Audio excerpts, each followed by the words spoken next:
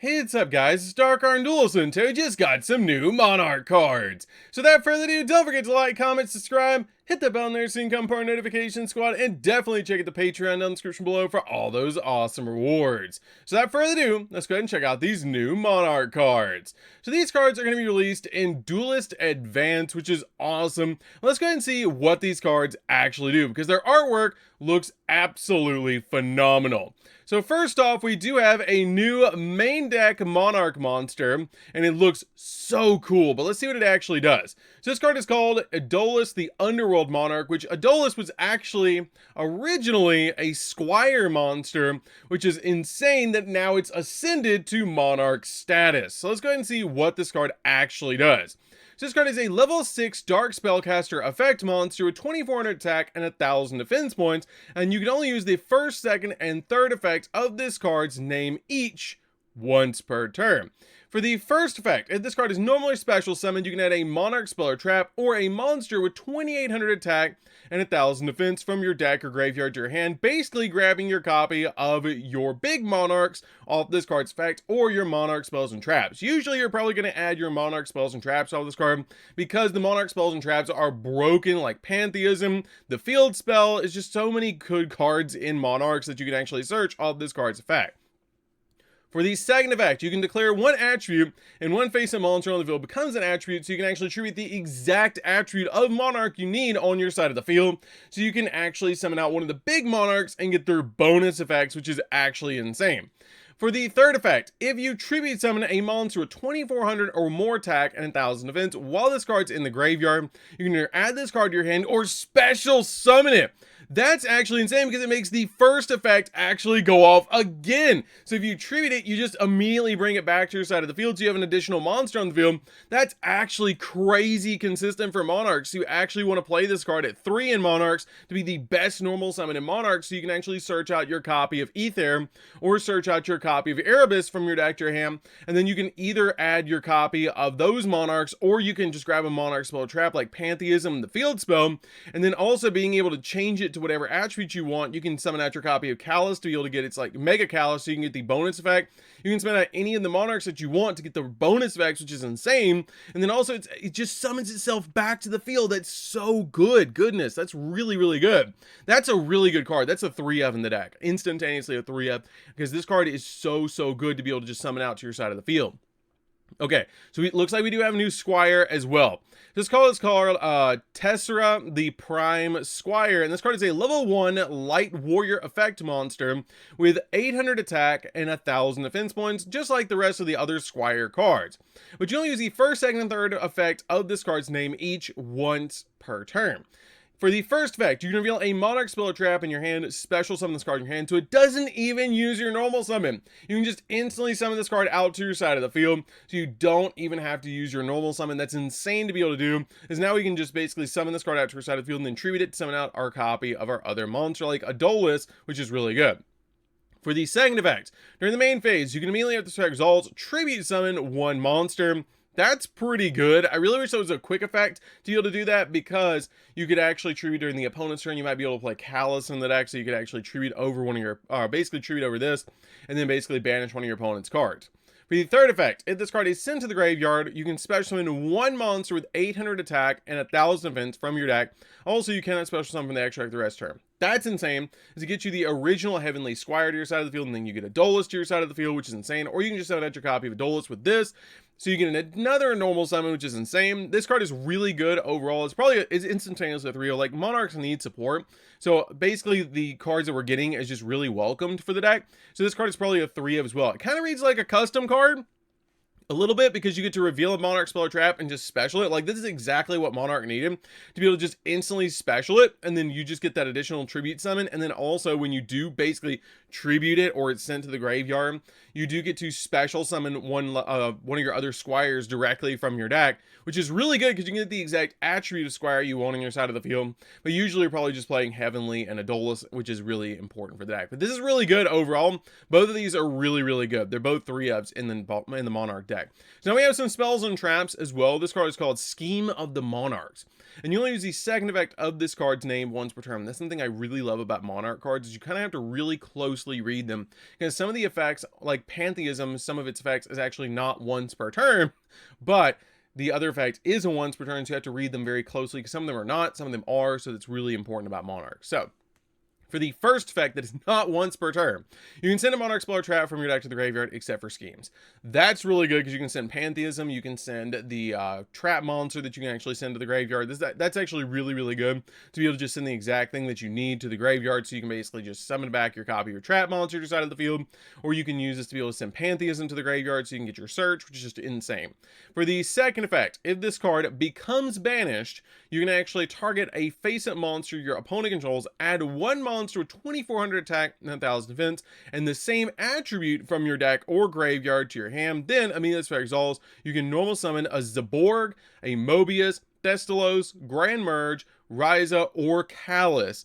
That's really interesting that it specifically mentions the exact Monarchs. It doesn't just say you can normal summon a Monarch. So you really do want to play, like, that's really weird. That's a really weird effect to be able to add, like, you can normal summon them, then immediately this results, you can. So it's not a we have to play these Monarchs, it's a you can play these Monarchs if you want to.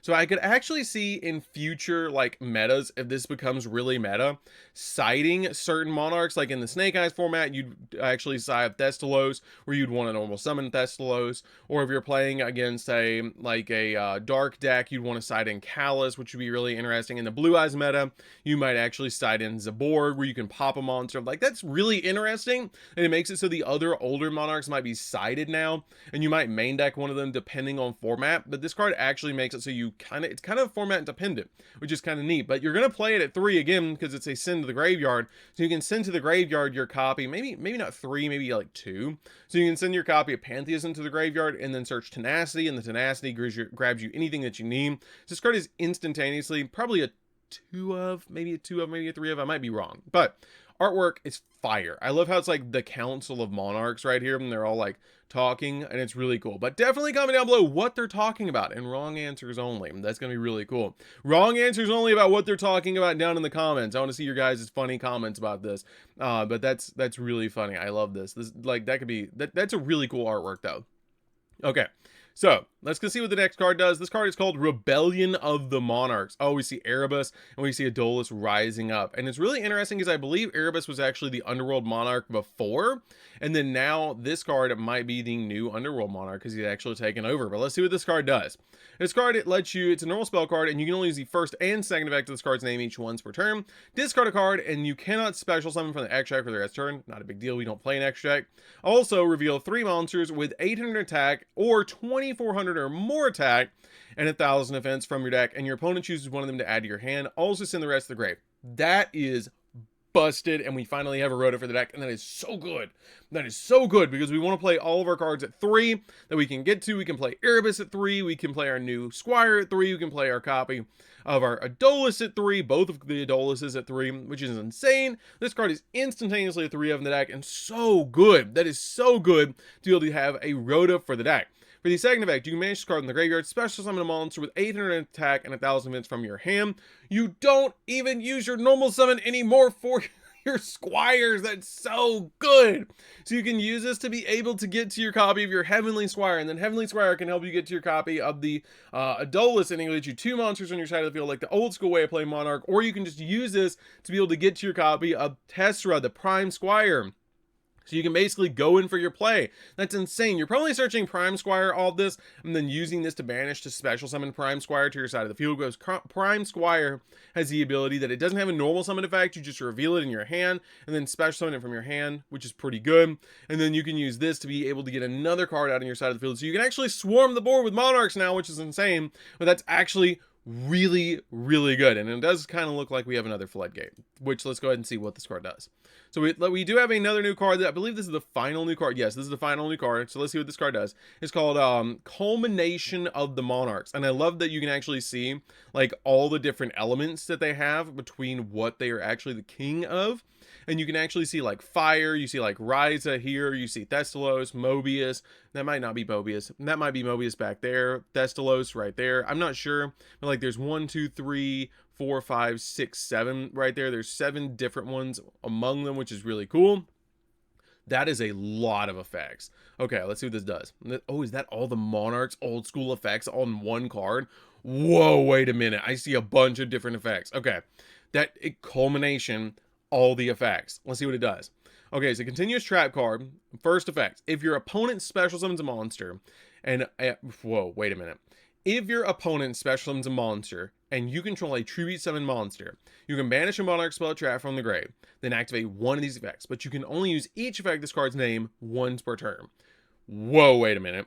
So I can use each one of these effects once per turn. This card is gonna be the game ender of Monarchs. This is gonna be how we're gonna actually control the board besides Domain. This is gonna be insane. I feel it. It's gonna be so insane. Okay, so you can destroy a monster on the field. That's Zaborg's effect. Destroy up to 2 spells and traps on the field. That's Mobius's effect. Discard a random card from your opponent's hand. That's Thestalos. Destroy a set card on the field. That's Grandmark. Place 1 card on the field on top of the deck. That's Rise's effect. And then banish 1 card on the field. That's Callus's effect. So we have all the original Monarchs effects on 1 card. That is so good. That is so cool. I love this. This is such a cool effect to actually have because it's a culmination of all the original Monarchs, which is why you have all these different effects on this card. You actually have the 6 original Monarchs right here, and then this center is actually the new Underworld Monarch, which is so cool. I love this card. This card is so cool. I love when they do stuff like this. Like, it's a shout out to the old cards, because back in the day, that's what I played. That was one of my original decks, as I played Monarchs. When I first started playing, when they were releasing cards like Zaborg and Callus, that was what I played as one of the original decks, because one of my ace cards was Callus, like everybody else back in the day. So this is so cool to actually see them bring back Callus's old school effect and all the other Monarch. That's so nostalgic. I love that they've done this. This is one of my favorite cards they've released recently because it's just so cool. Like, it's not broken. It's not actually like that broken because it's, you react to your opponent. So your opponent can remove it from the field, they can negate it, they can do stuff like that. But it's just cool because it's nostalgic because you actually see the original Monarchs effects. And as a note, the text for Advanced Summon, Tribute Summon on the Japanese card has been updated to use a summon as the shorthand and forward. Okay, it's about extract monsters before it. Okay, so that's cool. That's fine. That's just a different card, but that's cool. Okay, so overall, let's give a quick thought about these cards. I think this card is a 3-of, and the card you want to summon first, because it's going to give you the ability to add your Monarch spell or trap, like Pantheism, to dig into the deck and then banish it to be able to add your spell and trap to your hand. And also you can add your copy of your big Monarch if you already have what you need, so it's really good. You can also change its attribute, so you can play the big Monarchs like Callus if you want to. Also, for the third effect, you can actually, if you tribute summon a monster, 2400 or more attack and 1000 defense while this card's in the grave, you can special it so you can get another body on your side of the field, which is actually really nice because Monarchs really do struggle with that swarming the board. This is actually really, really good. I think it's a 3-of instantaneously because it's basically the Stratos of the deck now. Even though it's a tribute summon, it's still insane, and there's very easy ways to normal summon multiple times in turn now. This is really good. The Prime Squire really is the best Squire in the entire game. This card is a 3-of because you can just reveal it, special it from your hand. During the main, you can normal summon, or you can tribute summon a monster, so you can tribute this, summon out the other one. So you can summon out this, and then also if this card is sent to the graveyard, and you can actually special summon another copy of your Squire monster from the deck, which is insane. So we can actually summon another copy of Heavenly Squire or Duelist, depending on what we need. The original Duelist, not the new one. And then also this card, the Scheme of the Monarchs, I think it has very interesting incantations for the deck, as it is basically a Foolish Burial Goods for your Monarch spells and traps, so you can send to the graveyard, take your copy of Pantheism or something else that you want in the graveyard, and then, or the spell card, like the trap card that turns into a trap monster you bring back. I think it's called the Prime Monarch, I'm not sure.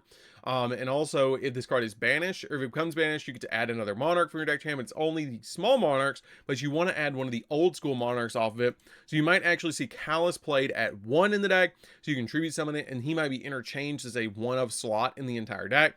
So you can actually tribute summon one of the other Monarchs to your side of the field, but it seems format dependent, as you do have to target a face of monster your opponent controls, and then add a Monarch with the same attribute from your deck or graveyard to your hand. So you might not want to play Callus because you can use it with the new Monarch. You might want to play a different attribute, like a copy of Zaborg, something that is actually going to work with the format. So it might be Zaborg right now, and then if we ever get like a fire deck that's really meta again, you might play Thestalos as 1-of. It just depends.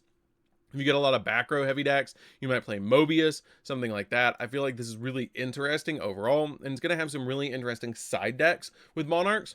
And then Rebellion is probably a 3 of, because it's a Rhoda. Just to get the, yeah, it's definitely a 3 of, because this helps the consistency of Monarchs being able to add the card you want from your deck to your hand, getting your copy of your Squire or your Monarch from your deck to your hand, which is pretty good also. And then banishing it to special summon one of your Monarchs from the hair, from your vessels from the hand is really good. And then this card I think is a 1 of. I think it's a 1 of. It's really cool.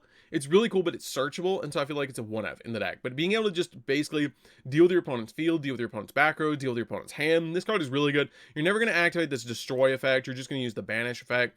Being able to place a card back on top of the deck from the field is really good. So these two are going to be like the main effects you're going to use on this card to be able to place a card on the field back on top of the deck, or banish card, because Ryza and Callus were the best ones. And so it's really good.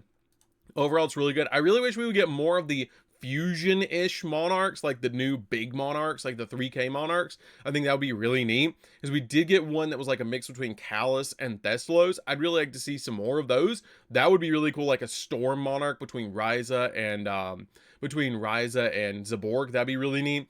And maybe one that was mixed between Mobius and Grand Merge, like a Mud Monarch. That'd be really cool to be able to deal with, like, set back row, like destroys all your opponent's set back row would be really cool.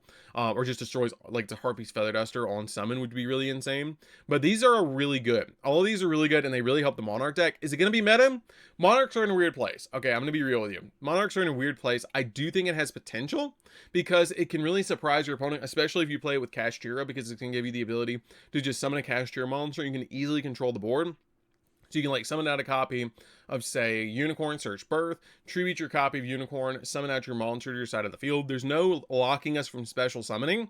So you can easily use it with, like, 3 Fenrir, 3 Birth, or 3 Fenrir, 3 Unicorn, 1 Birth as an engine alongside all this new stuff to be able to actually control the board extremely easily in this deck.